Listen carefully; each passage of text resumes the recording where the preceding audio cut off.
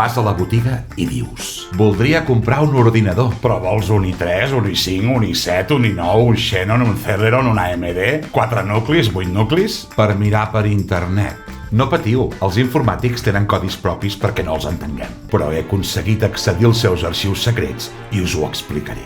Ahà! El processador és el cervell de l'ordinador. Més potent, més capacitat per pensar i per fer càlculs. Si feu servir l'ordinador per feines domèstiques o d'oficina, en poc ja fareu. Si en canvi feu 3D, vídeo o altres coses similars, segurament ja sabeu de què va i no esteu mirant aquest vídeo. El disc dur és l'estómac, és a dir, quina quantitat de menjar voleu acumular. És molt recomanable, si teniu un ordinador de sobretaula, tenir 2 discs durs. Un disc dur pel sistema i pels programes, i un altre disc per les dades i tot allò que heu de fer. Per què?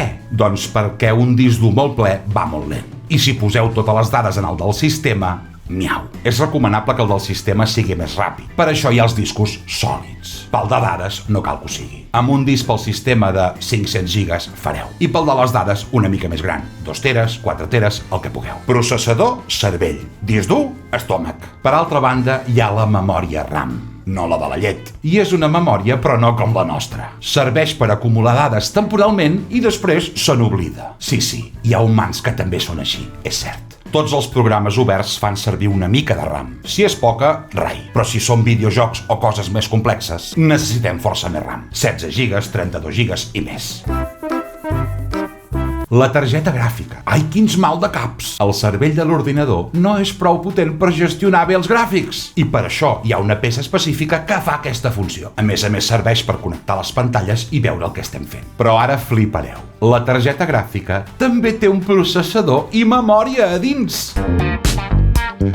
És com un mini-ordinador que gestiona els gràfics a dins de l'ordinador. N'hi ha de més simples i n'hi ha de complexes, per exemple, per videojocs. Depèn de les vostres necessitats. La resta de components de l'ordinador ja no tenen tanta importància i els coneixeu. El ratolí, el teclat, els altaveus, els USBs... Però pel que fa a la pantalla, us recomano que no agafeu la més barata. Els ulls són importants i estem hores. I hem d'estar còmodes i a gust. N'hi ha de molts preus, però amb una de 150-200 euros fareu. Alguns treballem amb 2 pantalles, és molt més còmode, encara que facis Word. Et permet tenir 2 programes oberts i no haver d'anar canviant de finestres.